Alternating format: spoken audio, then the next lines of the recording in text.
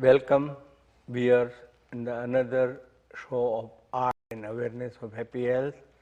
And I am so excited to have such wonderful, knowledgeable, intelligent guests with me, those who are keeping our society fit as a fiddle.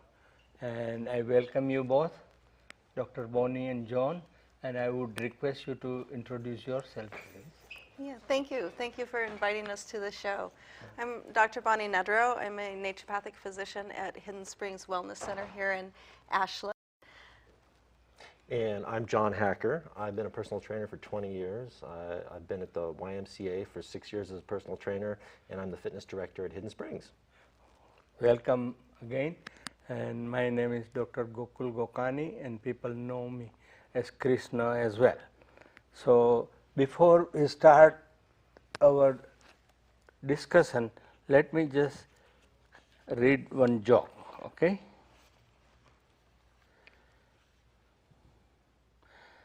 The maternity ward waiting room was full of anxious fathers to be pacing up and down. You can visualize this thing, otherwise you see the fathers to be pacing the floor of the hospital and waiting for the news. One nervous man blurted out to another standing across from him, "I am so annoyed. This had to happen on our vacation." "Vacation?" said the other. "About me, we were on our honeymoon." So there we are. Good. Because Good stuff. birth and death is not in anybody's hand. Nature takes its own time, and we have to abide by that. And today's subject is 4 pillars of happy health, and I have got this health specialist in first show, and then another health specialist in another show also. So let us start with this. What John thinks of 4 pillars of happy health, according to you? Yeah, well, according to me, what I've been telling my clients for years and years and years is everybody has phenomenal health and wellness inside. The human body is incredibly resilient. I know I was injured really badly about 17 years ago. I had a skull fracture and a broken back. And I was told by several MDs that I'd be in chronic pain the rest of my life. And fortunately, I didn't. Do you have any pain now? Pain, completely recovered. And actually, if I believed that, that would be my reality. And I totally believe that attitude is so incredibly important. Having the right program design. I'm a personal trainer. I've been training people for years and years and years. When you're injured, it's real important to work out in a safe and sane way and have good program design. And always work on your weaker areas. Most people, they go into the gym and they don't know what to do, and they work on their strong points. But you want to work on your weak areas. You want to have balance. And that's why those 4 pillars of health are so important. It's working out, having good program design, enjoying your workouts. Yes. Proper nutrition is so important. Spiritual connection. One of the things I tell everybody that in my personal philosophy is all human misery stems from withdrawing from that human connection. We're all connected and we're all here to help each other. And that's like super duper important. And just have balance in your life. And you do those simple things, they're really simple, but most Americans, they don't even do one. And I think that's why, we have so much sickness and pathology in our society when our natural state is just incredible health and wellness. I mean, I look at myself. Had a skull fracture. I was in a coma for 3 days. I was in intensive care, ICU unit for 22 days. I had to have brain surgery, and I broke my back. And I was told by these medical people that, you pretty much, it's over. And it really wasn't. Fortunately, I had really good health insurance that paid for my medical bills and plugged me in with Northern California for Health and Rehabilitation. And that was like, this was back in 1994 when I got hurt, and it was a lot like Hidden Springs. It brought in a whole bunch of practitioners. It wasn't just about working out, but they had nutritionists there. They had physiatrists there, doctors that specialized in injuries and recovering from injuries. They had physical therapists there, and they helped me so much. They actually offered me a job And prior to that, I was in the legal field. I was a criminal defense paralegal, and I was good at it. Didn't really like it, but then I got injured, which was actually one of the best things that ever happened to me, because it made me just appreciate just the incredible gift of being on the planet. And to make a long story short, they offered me a job at the Northern California Institute for Health and Rehabilitation, and I've been doing personal training ever since, and I just totally dig it. You know, just helping people plug into that incredible energy of the universe that's all around us. And I see John encouraging the people who ask his support in YMCA, we call it in short Y, and he is encouraging so well with laughter and just making it so easy for them to work out regularly. And we would like to hear, Dr. Bonnie, what is your addition to this, what John has said? So I think the world has changed quite a bit. So one of the things that I've really kind of focused on more recently is detoxification. And I'm not talking about rehabilitation from drugs and alcohol. We're talking about what's really happening in our world. And we have about 85,000 man-made chemicals that when you were born did not exist. No, And so we're seeing how that impacts babies in utero and children and us as adults. And I focus a lot on kids' health because as adults we can learn to avoid those things. We can cleanse them from our bodies, and we can often really regain our health that was detrimentally affected by these chemicals. But when we look at kids who are developing in this chemical soup that we're exposed to, some of those things end up being permanent. And so I'm very driven to educate people about what you can do to decrease the amount of chemicals that you're exposed to, how to get them out of the body. You know, they're out there. How do you move them through so that they're not stuck in your body and causing a lot of illness? So while I love exercise, nutrition, and mind body, and I think that they are fundamental for us having good, long health, I have to throw detoxification in there because of how the world has changed and how that's impacting everyone. Yeah, but this detoxification, I agree totally that in today's time we need it. But can you give some prescription that how to avoid in first place or keep away from these toxins, preventive side? Yeah, you know, we've actually at Hidden Springs really developed what we call the 7 strategies of detoxification, and avoidance is one of those strategies, obviously. And part of that is just learning what's out there, and I think people are really aware of their food, especially in Ashland. I love working with folks in Ashland because they're so aware of the benefits of organic, locally grown foods. But then some people put things on their bodies they don't think about, or their makeup, or their shampoo, or their lotions, and what might be in those. And if we're getting chemicals put on our bodies every day, that's a lot for our bodies to work with. And really interesting working with young adults. Girls, you know, they love their products. And my youngest is 14, and she sometimes will have friends over, and I've taught her this website you can go to. It's called skindeep.com, and you can type in your product. And so they'll sit around the computer, oh my gosh, that's my favorite thing. Oh, it's so toxic. And so it's these young people who are learning of what's in their world. And I think that those educational opportunities we have, especially with the young folks who are then going to go out and have children, and how these chemicals, if they can learn to put cleaner products on their bodies, clean the house with cleaner products, take your shoes off as you walk in, drink filtered water, you know, some really simple things. You don't have to go out and spend a lot of money to get quite a bit of mileage out of just how you can shift your life slightly.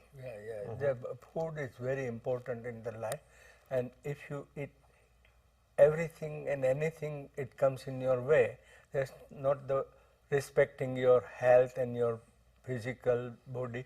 I call it body-mind system, you know. And we have to be very much aware, as Dr. Bonnie said, you know, organic food. But how you consume that organic food in the best mood, relaxed way, you are totally at peace, not in one hand is your cell phone and you are watching the TV and eating, that is not going to give the total nutrition what it is supposed to give. So you have to be very careful how you eat, what you eat, and which mood you are in when you are eating. And John, your story looks very interesting. And how did you end up in this profession yourself, you know? Were you interested from the childhood or?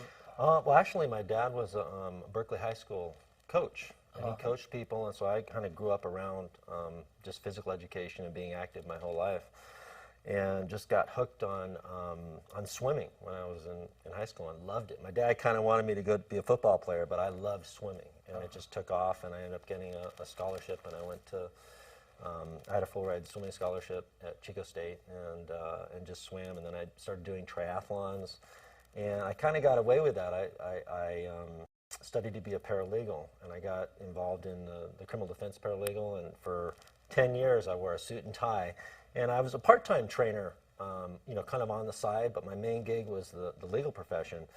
And then I had the horrible accident, and I couldn't do any of the legal stuff anymore. And it just opened up this great opportunity to train people and just get involved in health and wellness. And what you're saying about, and what Bonnie was saying about, you know, all the toxins that are in our society, it's a real personal thing with me. Several years ago, my brother passed away. He had a massive heart attack, and it killed him. And What age? He was 46. Oh He was my very young, and it blew my mind. My sister-in-law called me, and she told me that he had passed away, and we were really close, and it had a profound impact on me because we were, Yes. you know, I loved him very much, and we were very close. And at first, I thought that, you know, he was hit by a truck or something, and then they found out they did an autopsy, and all of his arteries were heavily occluded, you know, and I kind of looked at his lifestyle. And he was a phenomenal athlete. He was a triathlete. He had just done a half Ironman triathlon, was very, very, very fit, looked really fit, 8% body fat, very muscular. But his dietary intake was horrific. Never ate any veggies. He was kind of like the old school where people believed that, oh, if you just work out like a maniac and just cover that one pillar of health, then you don't have to pay attention to the other ones. No. And it led to his death. So it's a real person with me. So with my clients, you know, I really take that just synergistic approach of, you know, I always ask people, what'd you have for breakfast? You know, I encourage people to drink green smoothies because I think a plant-based diet is so important. There's been study after study that's proven that the typical American diet kills people. I mean, a lot of people eat so much animal protein. You got to decrease that animal protein and put in a lot of veggies. And basically, I start out with my clients just eat food. You know, processed food like McDonald's. That's not food. That's like junk. Poison. Yeah. That's junk. And like I did the 6-day cleanse at Hidden Springs last year, and Rod Newton and Bonnie, who led the cleanse, was saying that we're at the most toxified level that we've ever been in human history, and I totally agree with that. And you know, I look at my brother's lifestyle. Sure, he was a great athlete, but he was stressed out. His dietary intake was terrible, and kind of that's what led to his demise. So it's a real personal thing with me, and I love, you know, I had one client who lost 211 pounds. He lost half himself, and he's alive today because of it. But it's all bringing all these things together. You know, all the pillars of health are incredibly important, because if you just rely on one like my brother, then it's not enough. You got to bring it all together, and that way you can enjoy the fantastic planet that we live on.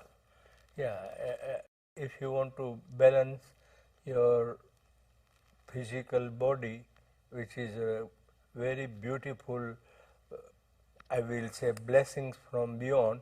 Absolutely. You have to have the proper balance. With the one pillar you cannot have. As he said, his brother was athlete, but you know, if he has ignored the nutrition, proper nutrition and food habits, then pillar is weak and it can just imbalance the whole system. And I totally agree with that one, and I hope that people understand that today there is epidemic of heart diseases, diabetes, cancer. It's all preventable. Cancer, really speaking, is not incurable disease. If you just change your food habit, as you know, this vegetarian diet, people ask, because throughout my life I am a vegetarian for any reason or because that was a tradition in our family. And when I was practicing in England, other English doctor will ask that, oh, you are eating rabbit's food, how can you get your protein? And I have given this example so many times. I say the strongest animal is elephant. Where does he get his protein? Yeah, plant-based diet. Yes, it is all because all vegetables has got a protein.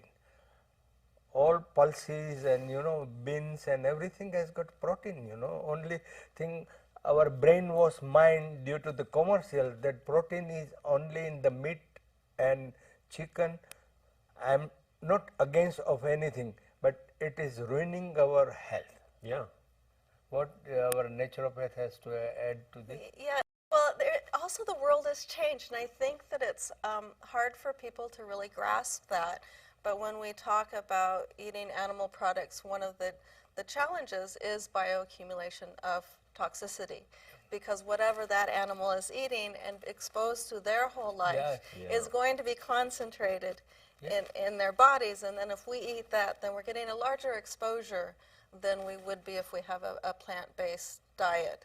And again, I'm not against eating meat, but it makes me think about it and say, oh, well, maybe, much, much smaller portions if that's what you choose to do in your life. And have most of your plate should be a rainbow of colors, of vegetables. Absolutely. And all of those colors are really phytonutrients. And the ability to bring health and bring balance for the body, whether you're in a state of deficiency that you need to build up or you're a state of excess that you need to drain, those phytonutrients are really designed to give the body what it needs to do to bring itself back to a place of balance. And that when animal was killed, what fear or scared animal was there at that time? Because that time, that type of chemicals, adrenaline and noradrenaline, will be secreted, and then you don't eat immediately after the kill. That is processed. That meat is processed, preserved, and added so many chemicals which may not be good for your body. So we have to be careful about those things as well. Yeah. So let me ask you, and how you think the people can improve their health in today's time? What is going wrong, and what you can help to put them back to the normal state of being, That's actually a fantastic question. Just being consistent and taking action is so important. Just showing up. As a trainer, people hire me, and just showing up and starting out. Just doing something, starting a fitness program, and realizing when you're starting let's say you're starting a fitness program, intensity is really not relevant. You want to be consistent, have a good program design that works on your weaker areas, and that brings the system stronger. And you can have a green smoothie every morning. I'm kind of spoiled. My wife makes these phenomenal green smoothies every morning. We put kale and red leaf lettuce and spinach and banana and a little bit of hemp protein and ice and water, and I drink that down and just try to eat a little bit better and do something, meditate, get away from the old the sickness and pathology model that's kind of ingrained in American society. That's after I had my skull fracture. Western medicine is really good at fixing stuff. Like I was fortunately taken to a hospital that had a neurologist on call, and that saved my life. He saved my life. Medicine's really good at the acute stuff. The chronic stuff we're horrible at. So just take action and steer your health and steer your body towards health and wellness, not sickness and pathology. So much of our our whole medical system is based on that sickness and pathology. And if people just embrace the health and wellness model, which one of the things I love about Hidden Springs, and places like that, you need to base on health and wellness, not sickness and pathology. And if you just did those simple things, we'd have, we'd have like 80% less illness in this country, and it would solve the healthcare problem that we have if people just did those simple things. Yeah, and that's why it is said prevention is better than cure. You don't come to the situation where you need cure and you are preventing it, it's so easy. Just little common sense, little wisdom and little guidance from the people who know it. And here we have got experts in the field, and they are telling, and I hope the viewers can put into practice and start from today. Don't postpone, because our mind always, good things we postpone, that we'll do tomorrow or next year, or this is during New Year's only that you take this vow, that New Year's vow, and then you forget it. No, it's just like you are breathing. You don't say that I'll breathe tomorrow. It should be same with you. Yeah, just take action. Well, it's interesting what John is saying about the disease model versus the wellness model. And people come to see me, and sometimes they're coming for prevention, and they really just want advice on how to stay healthy.